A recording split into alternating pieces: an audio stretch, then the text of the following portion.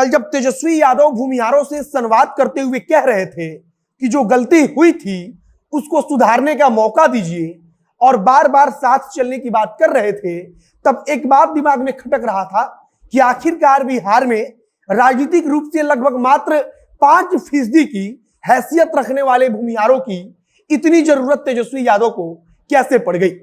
सबसे पहली बात कि तेजस्वी यादव अब इस बात को समझ रहे हैं कि मुसलमान मतदाता पहले की तरह एक तरफा उनके साथ नहीं है, बल्कि इसमें से एक बड़ा भाग अब उनसे कट चुका है। कल परशुराम जयंती के अवसर पर तेजस्वी यादव बार बार गलती सुधारने की बात कर रहे थे और कह रहे थे कि हमने हाथ बढ़ाया है और अब हमको मिलकर चलना है।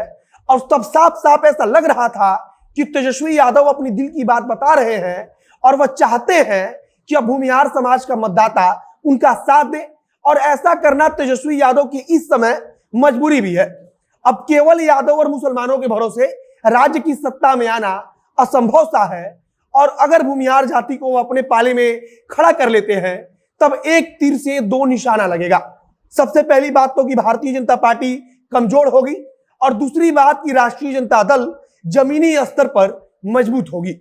बाकी नमस्कार, मेरा नाम है मोहित कुमार सिंह और आप देख रहे हैं हमारा विशेष कार्यक्रम एक्सप्लेनर।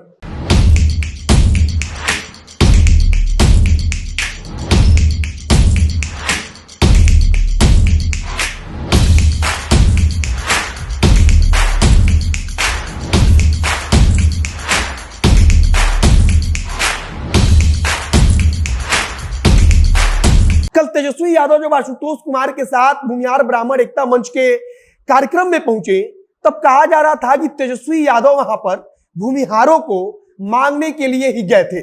किसी याचक के रूप में तेजस्वी यादव को दिखाया जा रहा है। अब आपको समझना होगा कि आखिरकार तेजस्वी यादव भूमिहारों के पीछे इतना पागल जैसे क्यों हो गए हैं।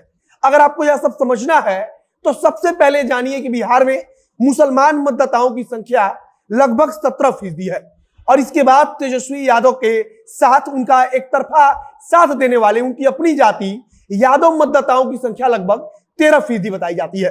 अब इन दोनों को मिलाकर लगभग 30% वोट तेजस्वी यादव के साथ खड़ा दिखाई देता है।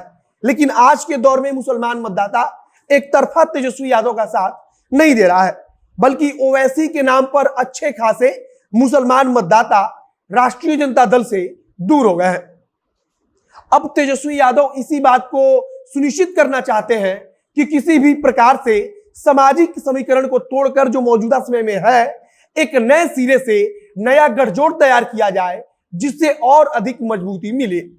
कल जब मंच पर तेजस्वी यादव पहुंचे थे तथा भाषण दे रहे थे, तब उन्होंने गले में पीले रंग की गमछा भी लगा रखा था और वहां नीचे जय परशुराम का नारा भी लग रहा था, तथा तेजस्वी यादव सबको परशुराम जयंती की बधाई दे रहे थे।